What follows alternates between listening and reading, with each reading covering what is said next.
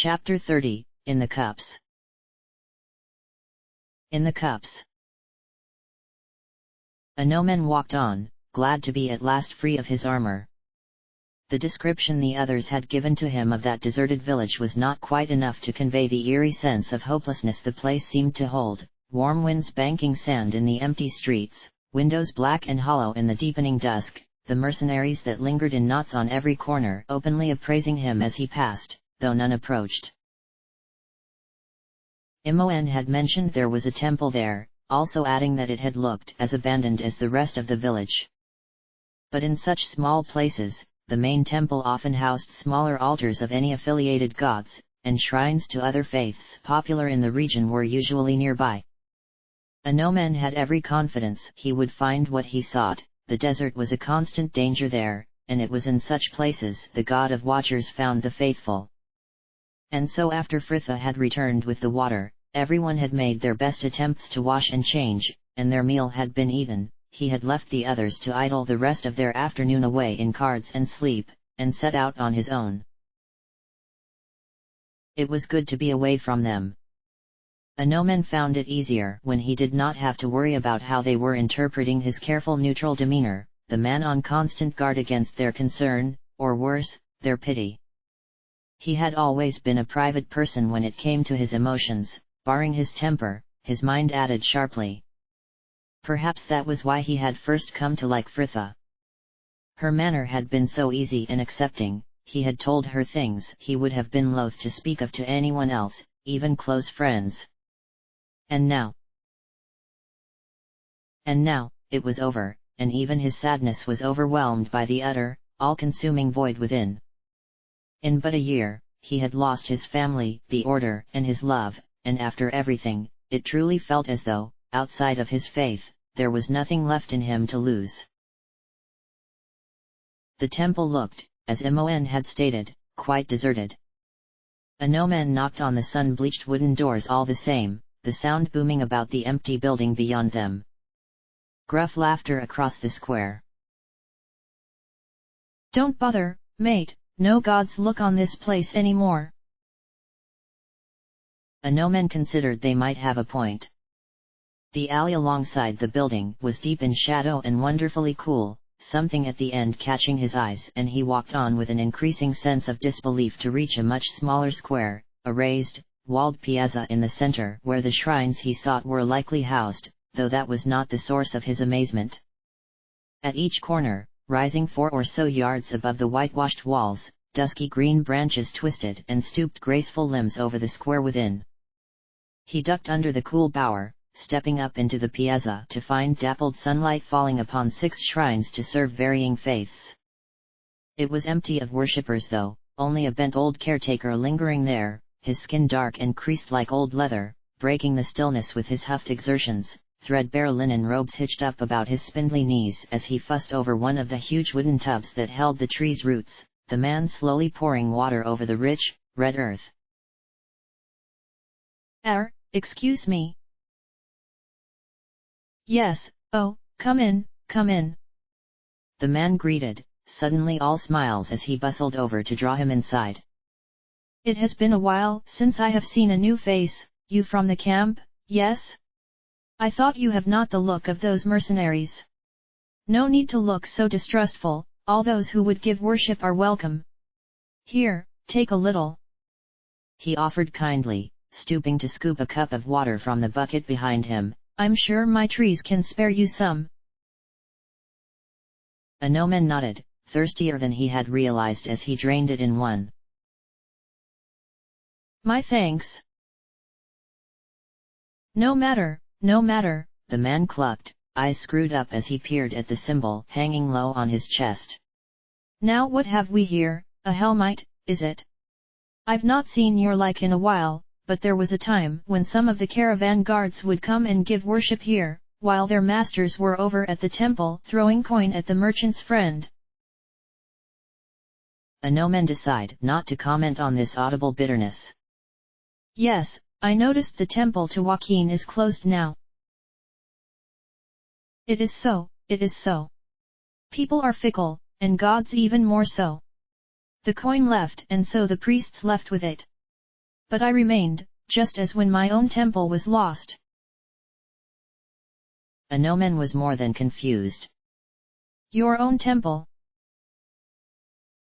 Indeed, brother, I am Akensh, priest of Chantia. When Amkithran was a farming village, all came to give worship at our beautiful hall, walls but pillars open to the land, our roof ever changing with the patterns of the sky. Life was plentiful. The bright smile finally faded from his face. But then the rains left and the soil was lost to the desert, and each year our harvest dwindled despite our prayers. I tried to teach my brethren there was a cycle to all nature, spoke of different crops and ways to farm, but many here believed Chantia had forsaken us. None ever came forward and no blame could be laid, but one night I awoke from my bed to find a great crowd had gathered, some running for water, others just stood transfixed as the shrine to our great mother towered ablaze. Anomen was aghast. Someone set fire to the temple? Do you know who? I had my suspicions at the time, but... Akensh just shrugged, as though such old grudges were not worth keeping.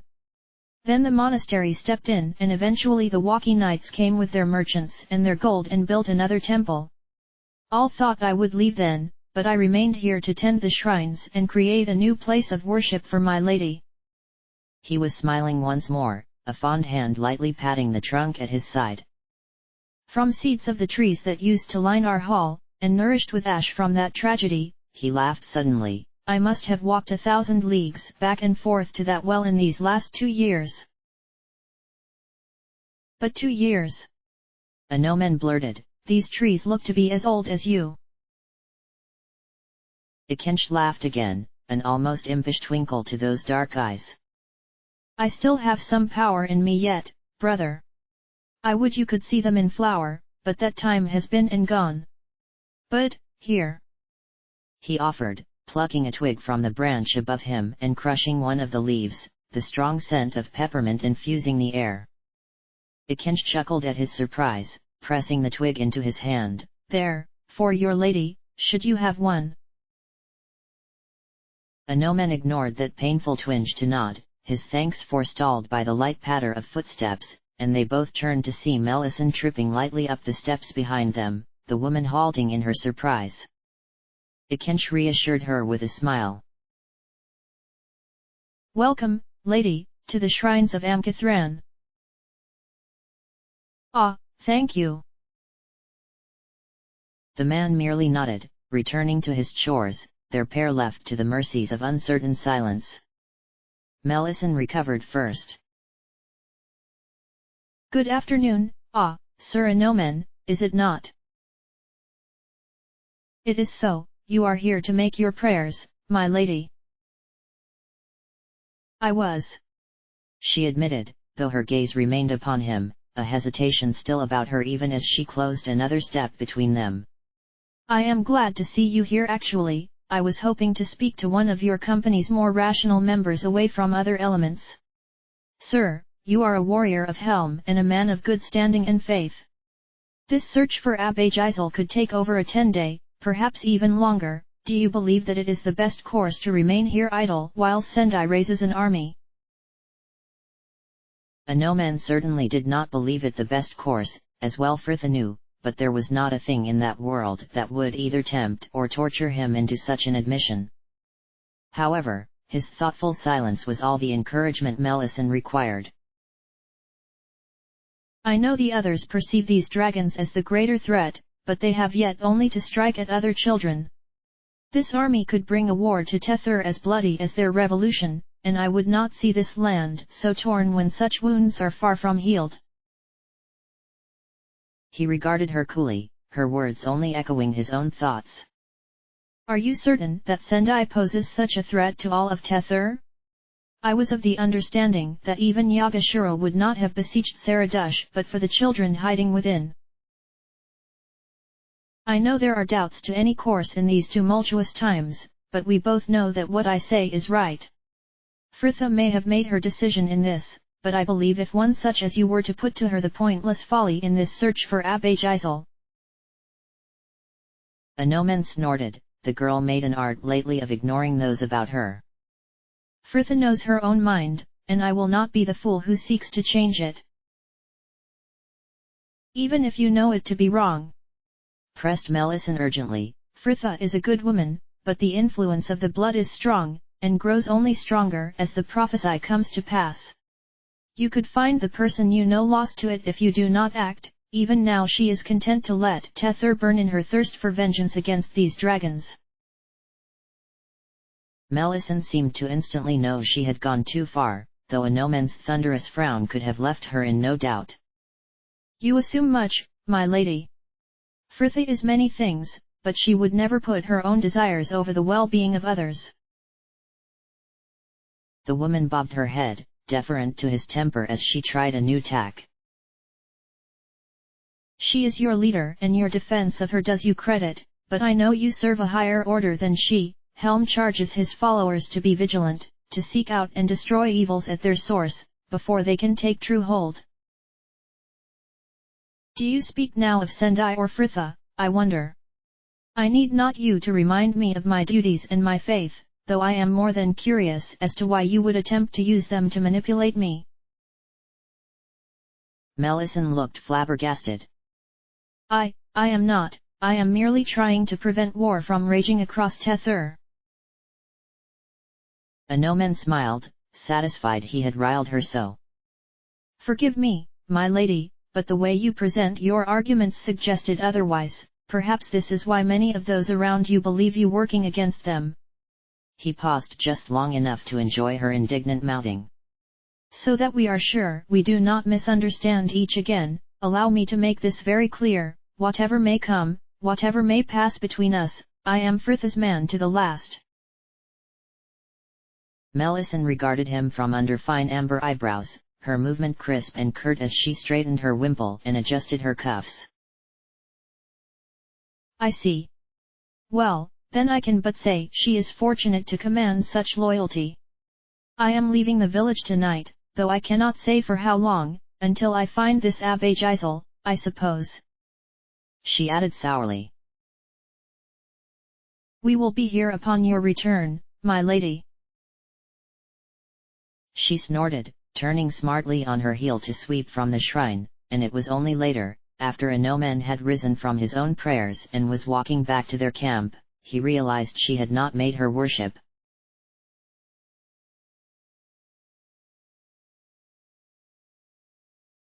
I believe it is my shift at the rudder now, Mistress Jahara. The woman started, no longer lost in the soporific lap of water about the creaking hull, and she was surprised to find herself sat in darkness, the swollen sail a glary grey in the deepening twilight as she guided the boat on through reed-lush banks, the forest but a dark wall of trees hemming them into that narrow river.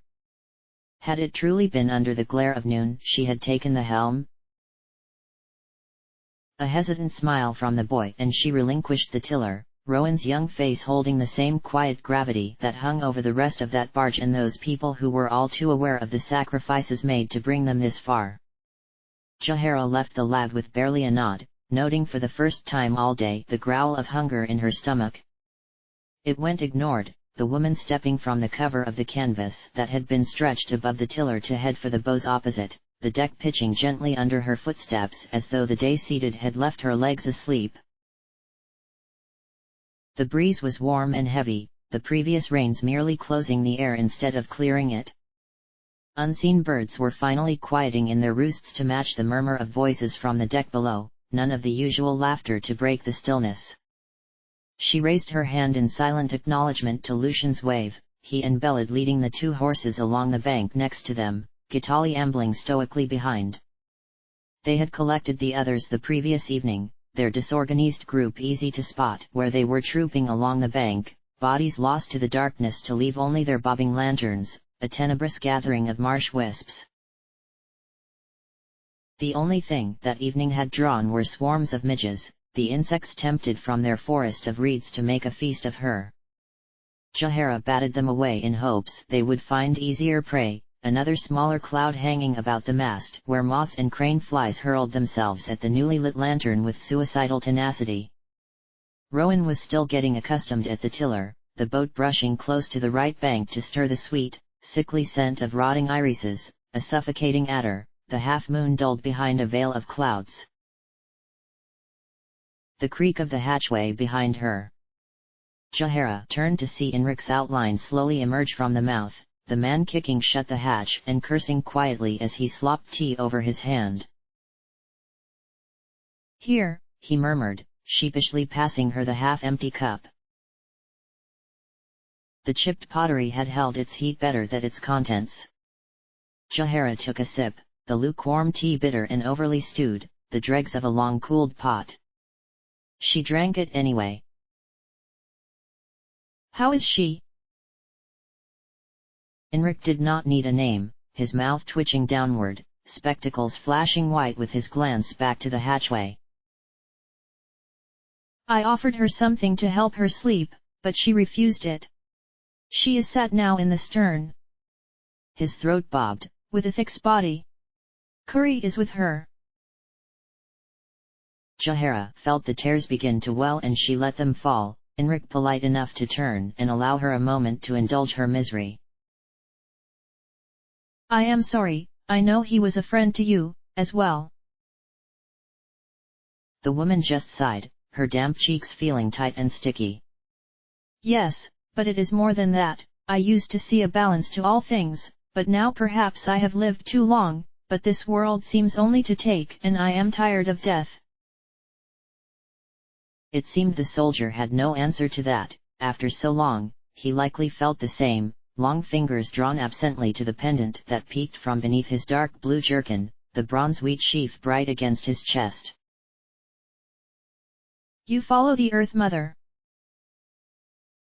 "No, indeed," Enric corrected, self-consciously letting the pendant drop once more and tapping his spectacles further up his nose. "My scant powers are granted by Tyr, and I do not think he will be blessing me with them for much longer, though that is as it should be. How can I serve the law in faith, when it would press my hand to such injustice?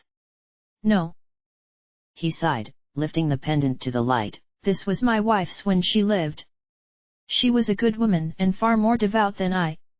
She bade me wear it after she was gone, a sign that death is not an end." Jahara knew the Chantine doctrines well enough. Growing and reaping, the two halves of the eternal cycle. Indeed, though the thought gave little comfort as I watched her die. "Forgive me," he added hastily, seemingly embarrassed by his frankness. "I do not wish to add to your woes. Gwynel's death was many years ago now, before I even joined the army, and I am at peace with it." "So you came late to service then?" Jahara confirmed, glad for anything that distracted her.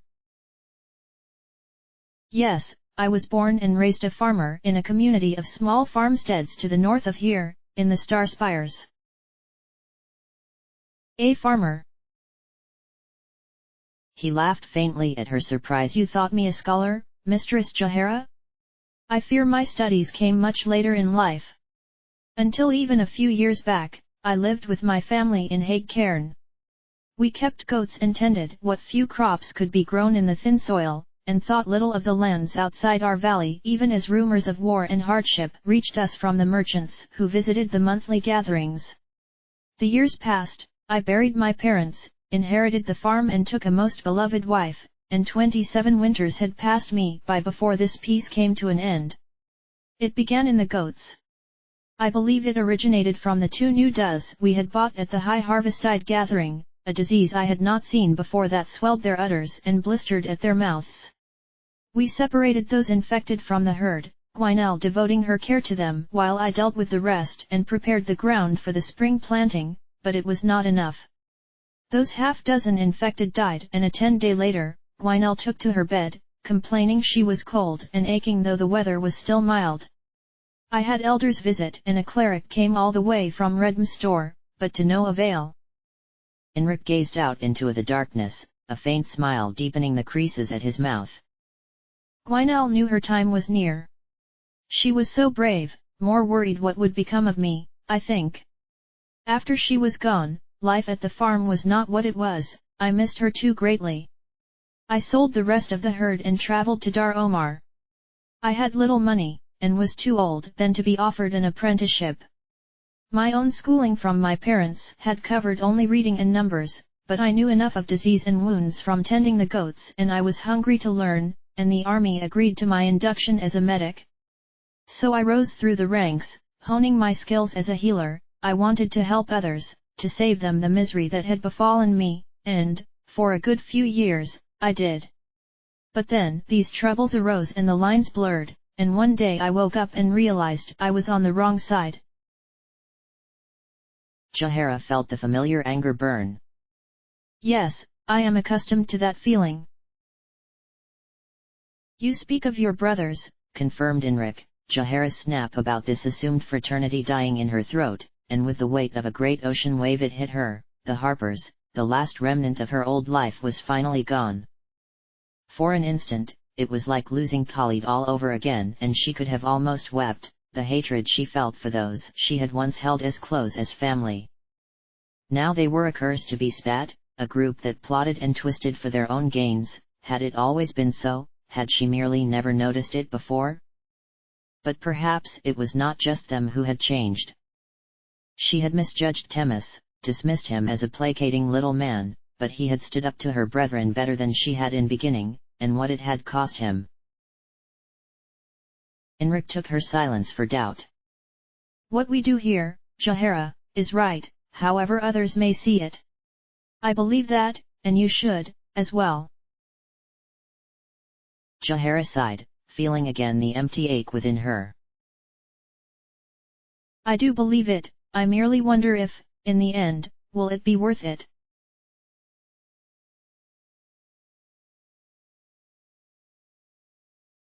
Imoen and Valigar had decided to remain at camp in the end, which Frithha supposed had made things easier. Packing up their tents would have been troublesome, and she had not looked forward to finding everything that had not been nailed down missing on their return. The inn was even busier than it had been that afternoon, both rooms of the tavern thick with mercenaries, and they were fortunate to get a table from a group who were just leaving, Frithha hardly paying attention to the looks and lewd comments as she elbowed her way to the bar for the first round. And there they sat now, in the heat and the din. Frithha felt she should at least be pretending she was having a good time since this was her idea, and she was glad to be away from the camp, but a part of her wished Imoen had come, as well. Still, it was better this way. For so long it had been those two against the world. Now she was due to leave it, and it was good she could do so knowing Imoen still had ties and friends to support her, and now a love, too.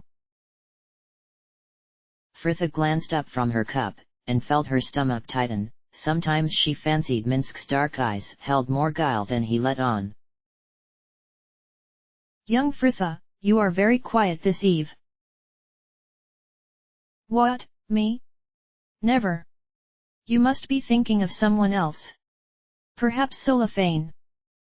She teased, though the drow seemed not to hear her, silver eyes trained on something in the tavern behind them. He had dispensed of his hat, the mercenaries about them knowing enough to leave him alone, his long hair twisted over his shoulder in the heat, her playful offers of a hairpin to put it up with being gently rebuffed. Solifane. The drow finally turned from where he had been considering a tall, well-armored woman, brown hair cut short and serviceable, the thin scars pale on her long, tanned face. She was not unhandsome and she likely knew as much. The woman leant up against the bar with the casual air of one who was aware of her own worth and where her skills lay, and from the polite space left about her, others knew it too. That woman over there is staring at me. Oh, yes, so she is, chirped Frithha. Seems you have an admirer. She's quite nice looking, in a hard sort of way. She is taller than me. Minsk laughed. Who says that is many people here? Are you going to speak to her? Asked Brianna. Solifane looked mildly perturbed. Why? Frithha was happy to field that question. Well, that's how it's done, I think. You meet someone in a tavern, you talk, you decide whether you like each other enough to bear a sordid hour rolling about in your room, the end. Fritha! Cried more than one voice. Cellophane was still frowning. You are teasing me. No, I'm not. I just wonder sometimes, the drow have a very different attitude to couplings, and company was much more readily available in Ustnatha, don't you miss it? Across the table, their two other men looked like they had been out in the sun too long. Young Fritha! I cannot believe we are even speaking of this. Fritha just laughed. Oh, give over, it's not like either of you are blushing virgins. Celophane's answer covered their spluttering. No, Fritha, I do not miss it. I gave up Congress for the mere sake of it long before I left the Underdark. This woman has most likely heard the exaggerated accounts your people have of the drow's carnal prowess. Exaggerated? Confirmed Brianna innocently. And just how embroidered have these accounts been, good Cellophane? My lady! Fritha had never laughed so much in her life. Ah, brilliant! But it was not to last. Once her laughter had faded and Anoman had managed to return to a normal color, he had asked Brianna about the mercenaries' company in or some other banality, and they had drifted into a conversation of their own. Perhaps Anoman was worried they were a bad influence on the woman. The pair sat now, facing each other on the edge of their table, Anoman's hand lingering at the woman's elbow, thumb twitching, ever on the cusp of a caress. Fritha! She whipped back to meet the drow's knowing frown. Oh, sorry, Cellophane, yes. I said, after the glare of the day, the light in here is too much for my eyes. I will step outside a moment. Shall I come too? No, he assured, a hand lightly patting her shoulder as he rose. Remain here, I will not be long. Fritha slumped lower in her chair as soon as the door banged shut, chin dropped disconsolately in her cupped hands. Ah, Minsk, what are we going to do with ourselves? Boo asks if you are sad, young Fritha. No, not really, just. She sighed deeply, feeling the rim of the table press into her chest. I think I might be a bit homesick. No, that's not the right word. I don't miss home, but... You miss the life we had, the Rashmi confirmed for her, all as one and traveling the coast of swords. Yes, and yet no. I miss some mix of what we never had, those fallen returned to us, the safety of Candlekeep, our life in Ithkatla, only without the worry of all that coin to raise hanging over me, visits to my theatre and tea with Renal, just the little things I could look forward to. Now, there is nothing. She shook her head, cross at this persistent melancholy. It seemed any moment she was not actively pursuing some diversion, she was brooding about, all scowls. I don't know, perhaps I am just looking back with too forgiving an eye. I certainly recall some days when I would have liked nothing more than to see that city razed. What about you, Minsk? Still missing your home? More with each passing day, the man admitted gravely. I am no coward, but I fear something that I will die without seeing Rashomon again. Fritha did not patronize him with assurances of his guaranteed survival. You should return home, Minsk, if you get the chance. And you should return to Candlekeep. She shook her head, feeling the weight of that realization within her. I will never see Candlekeep again, Minsk, but you could return to Rashomon, after this is over. You will return. She pressed. And they will know your worthiness, I will make sure of it, God's willing. The words of outsiders will mean little, young Fritha, Minsk warned, but the girl just smiled, glancing up as Cellophane retook his chair. Feeling better? Yes, thank you. The terrace is much quieter now, perhaps we should consider moving outside. Sure, why not? Anomen. She turned just as laughter burst from the pair. Fritha sighed. Never mind, I'll go get another round in and we can take it out with us. More ale, you too. Minsk and Solifane nodded, the creak of her chair finally alerting the knight. Fritha, oh. What has you both so diverted? Asked Solifane, Anomen's attention still following Fritha to the bar as Brianna chuckled. We are merely trading tales of our early training and the trouble that follows the audacity of adolescence. Anomen turned back to the drow's quizzical frown. Are you both so old now as to be reminiscing on a lost youth? No, Brianna sighed in the wistful manner she often bore of late. And in your years I doubt it seems long ago, but it is not so much the time that has passed as to what has changed that gives the feeling of nostalgia. It seems you have given this much thought, my lady, offered Anomen. The woman shrugged. I suppose I have been thinking on the past much of late and of the countless decisions, both important and trivial, that bring a person to this instant of the present. With our future so uncertain, the past is the only constant. The knight could not comment, the past was something he fought to forget most of the time. Is our future so vague?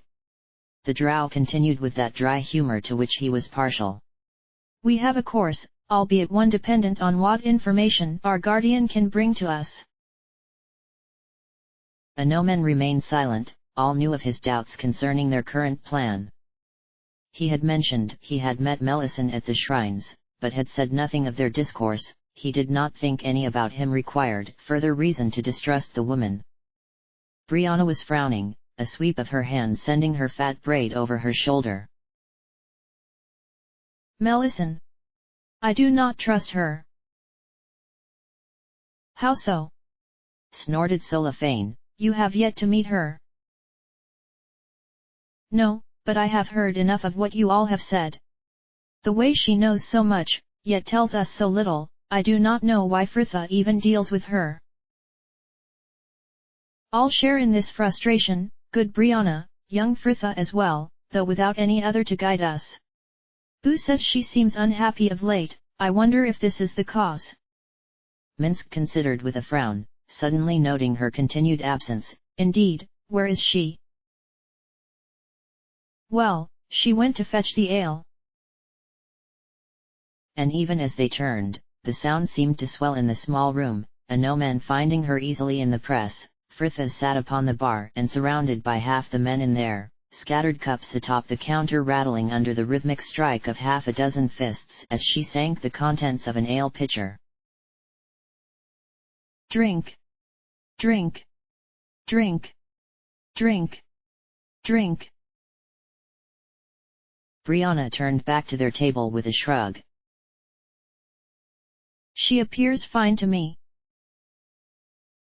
Imoen let her eyes drift close, the pop of the fire and Valigar's breathing a soothing lullaby, this calming aura about her only heightened by his fingers as he stroked the hair behind her ear, every now and then catching the lobe to send shivers all across her back.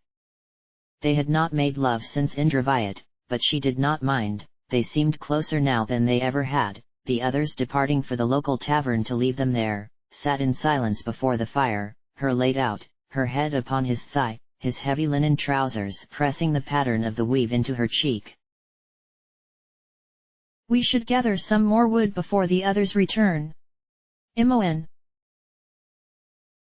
The arm about her gave a slight shake. I'm not asleep, Imoen sighed, sitting drowsily to nestle into the crook of his arm. I'm just resting my eyes. This is nice. She continued, enjoying the scent of his body, the contrasting smells of soap and sweat. I'm glad we stayed here, I'd have been asleep as soon as I had looked at a tankard, if we had gone to the tavern. Another restless night. He confirmed, fingers lower now, stroking the back of her wrist. I noticed you thrashing. I would have woken you, but I had hoped you would feel better if you slept through. You look tired these last couple of days. Imoen snorted sleepily. Cheers, mate. You know I do not mean it that way. What do you see? Imoen did not recall commanding her body to straighten, the tension from her stomach suddenly all through her back, eyes wide open and scorched by the fire's glow. He did not need to elaborate any more than that, they both knew of what he spoke, and Imoen wondered why he had not asked before now. Perhaps with the increasing evidence that what she saw would come to pass, he had not wanted to know. Dragons, she admitted quietly, settling back into him, though the piece of it could not be reclaimed. And a woman in a village, all dust and desert, I think it's supposed to be here. 2 dragons come to the village and there is a woman before the temple, and then... Imoen trailed off. She could not tell him it was her, that ever since that night in Indravayat, she had killed the man before her. And then I wake up. If it is your previous visions, then this could be some future event you are seeing. Do you believe dragons will come here? No, at least not like they did at the camp. In my dream, they fight each other, not destroy the village, well, not on purpose, at least. And who is this woman? Imoen felt the guilt twinge, the girl pressing her body into his as though to bury herself from it. I don't know, I can't ever see her face. What does she do? Imoen could not say she was upset by it, but it was strange, every night lunging forward to save someone only to become his end. There's a man there, tied up, she sacrifices him. Vals, could we talk about something else, please? Of course, I did not mean. It's all right, she cut in blithely, she didn't want him treating her like some delicate flower, after all. I don't mind talking about it, especially not with you. And it's easier than it was. Sometimes even realize it's a dream and I can wake up. She moved back to send him a warm smile. And next to you now, too. He had taken the time to tidy his beard that afternoon, the short hair tickling her cheek as he leaned in to catch her mouth in a kiss, this caress seemingly not enough for him, another 2 placed fondly on her forehead before he was satisfied, the arm pulling her back to him. Imoen grinned, nestling into his side once more. It's nice sharing a tent with you. Not that I minded sharing with Brianna, but I'd come in to find her praying of an evening sometimes, she'd whip round all awkward and it would be really uncomfortable, no chance of that with you. She added in a snort. Valigar's frown was audible. You are troubled that I follow no faith. Imoen shrugged, turning her face to hide a yawn in his shoulder. No, that's your lookout, and I'm not exactly pious myself. At Candlekeep, most people worshipped Ogma, Fritha included, so I'd go with her to temple for no other reason than that. Then, I'd offer up a prayer here and there to Mask. When I was young enough to think such things were set, thieves follow Mask, sages follow Ogma, sour-faced old men with nothing in their lives but rules follow Helm. She shrugged loosely, almost missing that warm, safe feeling she used to get when she had stood in temple singing prayer songs with Fritha, dwarfed by the rest of the full 10th-day congregation, that feeling that somewhere there was a force, greater than all she knew and unlimited in power, and it was watching over her. Nowadays, I'll throw a coin in a shrine if I'm passing, Ilmater, Timora, soon. I wonder sometimes if it makes any difference anyway, apart from making me feel a bit better at the time. What about you, did you never worship? Valigar sighed, his broad face taking on the pensive look it often wore when thoughts took him to the past. He leaned forward slightly to add more wood to the flames, trying and failing to hide it. House Korthala has worshipped Mistra for generations. I was raised the same, though I left my faith long before I left the estate. Many of my family had fallen to corruption across the generations without relinquishing her worship. I read in his diaries that even Lavak funded a great shrine to the Lady of the Weave, at the same time as he built that infernal sphere. So many corrupted souls over the years, yet they had still made their tithes and prayers, and the goddess still accepted them. Gods are gods, they care for mortals only for the worship they may give, indifferent to their motives, so I stopped. Fair enough, Imoen shrugged. but don't you worry about after, when you pass over. Because I refused to worship, he confirmed, seemingly surprised she was worried. I am a good man. If the gods would punish me merely because I refuse to kneel in faith, then they are undeserving of my veneration. I will face the consequences, should they come.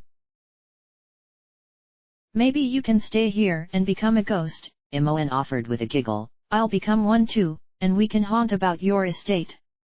Whoa! She reached out to him, fingers wiggling to mime this spectre, Valigar laughing as he pulled her back for another breathy kiss, a comfortable silence falling over them as she settled against him once more, her heavy eyes drifting over the empty camp about them. Are you glad we didn't go with the others? Yes, I have seen enough rough taverns in my time. Oh, have you now? Is this where you regale me with tales of a misspent youth? Valigar snorted. Nothing so interesting, I assure you. When I traveled with Suna and the others, we would stay in inns on our brief visits to civilization, very cheap ones I might add. The taverns we usually saw raucous enough that even my few visits in Athkatla slums had not initially prepared me for them. You would have liked Winthrop's place then, very quiet. He used to tease Fritha about playing a few songs there of an evening. Imoen giggled, happy in the memory. She used to go bright red and still be avoiding the place days later. I remember once he managed to get a group visiting from the Temple of Danir to play a little concert on Midsummer's Day, and Ulrond actually complained. Said it had left the younger acolytes bold and rife with adolescent cheek. Valigar's lips were twitching. I can understand his distress, suddenly facing a whole library of your insolence. You. She laughed, giving him a shove for his nerve. I always deported myself as any demure young lady. You can ask Winthrop, if you want to meet him. She added tentatively, after all this is over. I would like that. Imoen felt his smile warm all the way to her stomach, nestling down once more to rest her head on his thigh, the moments creeping by in the darkness behind her eyes, marked by the crackle of the fire and that soft, steady breathing, until even those sounds were slipping away from her. Imoen. I'm just resting my eyes. Brianna yawned widely, the gesture traveling the small table behind hands and cups. Oh, your pardon, I can barely keep my eyes open. Anoman shook his head, the tale of his own yawn lost in the tumult about them, and he could feel the mercenary's gruff song through the floorboards, more a chant than a melody, and accompanied by the stamp of a dozen drunken feet. It is late. We should return now, while we still have energy to make the walk back. Indeed, nodded Minsk, easing himself from his chair and closing the 3 steps to the merry throng behind, a firm tap on the back alerting the large mercenary who was currently dancing a jig, Fritha laughing and red-faced as she bounced over his shoulder. Oh, hello Minsk. Outside, the sky was a clear field of distant stars, the cold waking Anoman enough to finally feel the exhaustion in his body, limbs dragging as they set out through that abandoned village. Fritha was now over Minsk's shoulder, and her voice echoed eerily along the empty streets. I feel no pain, dear mother, now, but oh, I am so dry. Take me to a brewery and leave me there to die. Who says there is to be no dying? At least not until the morrow's morn, quipped Solophane, eliciting a laugh from the girl. Anoman tried to feel annoyed, he just felt tired. Why she allows herself to get into such states? But what of you, my lady? He continued, voice rising in polite inquiry as he turned to the woman at his side. Is your ankle still troubling you? Sorry. Brianna faltered before realizing his question, her limp seeming more pronounced as he recalled it to her. Oh, yes, of course. Do not concern yourself, Anoman, it still twinges, but it is better supported now I wear my boots. She smiled. It is fine if our pace is slow. Ahead of them, Fritha was begging to test her own feet. Ah, come on, Minsk, put me down. No, young Fritha, I do not think walking is for you now. I can walk fine, Minsk, I'm going to be sick. Her threat saw him relent, the man carefully lowering her to the ground, hands hovering at her shoulders while she unsteadily found her balance. There, Minsk, see, whoa. Hello, Cellophane. Anoman sighed, turning away from her. The tavern they had left was aglow with light and noise that could have almost seemed appealing from this distance. Anything to break the deathly silence over the village, the only other sign of life from the scattered lights up the cliff behind it, where families too poor to move still dwelled, and the occasional mercenary, no doubt, found a berth in an abandoned home. It is strange to see a place so empty. I am doubtful how long the village can exist as it is. Brianna just shrugged. This place is already dead, it died when the rains left. It may have struggled on, at first, but who can fight their end? Death comes to all things. It survived well enough while the monastery still aided it. It is not life that only lives upon the grace of another. I wonder how long we will remain here. You heard Fritha, until Jahar returns or this Abbe Gisel is found. Brianna heard his displeasure. You still have your doubts.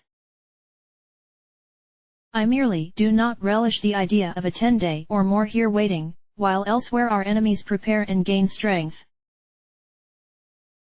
The woman warmed the air between them with a light laugh. It never fails to intrigue me, the differing views a single group can hold. I imagine some here will enjoy a little time to watch the grass grow, figuratively, anyway. You speak of our most recent courtship. Anoman confirmed without really needing to. Indeed.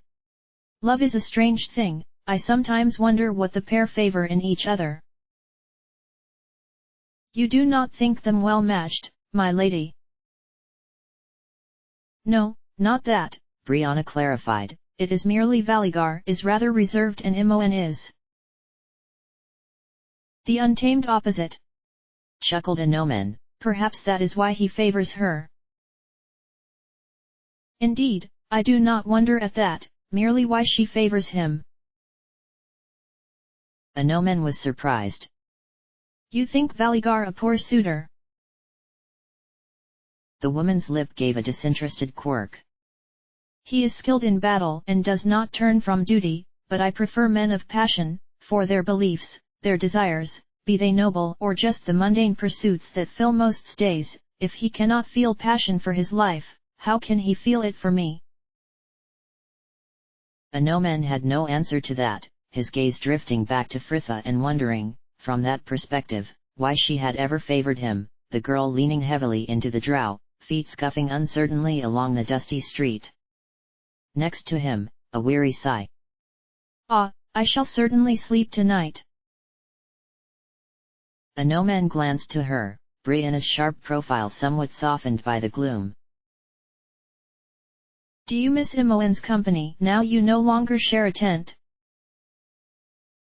I do not mind it particularly. Though I am more accustomed to sleeping with others, even within the temple we younger sisters shared rooms. How is sharing with Minsk? Cramped and noisy, snapped his mind, the displeasure lingering ever since he had been told he would be sharing with the Rashmi, instead of the narrower Valigar. Pressed together within a tent was all very well in cooler climes, but in the southern heat it was a torture beyond all sufferance. Anoman had sworn he would acquire his own tent as soon as he crossed a trader who could sell him one. Honesty, though, was not always the best course. It is fine, my lady. A little confined, but such trials are a part of this life. Well, there is always room in my tent, as comrades, of course, she added rather shrilly, face a picture of dismay. I mean, we shared before without any trouble. She groaned, laughing quietly even as she dropped her head to her hands. Oh, it has been too long a day.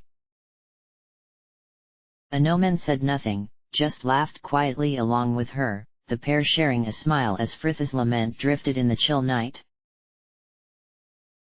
Oh, a northern maid down to Kalimshan had strayed, although with her nature it did not agree. Which made her repent, and so bitterly lament, oh, I wish again for my own country. End of chapter.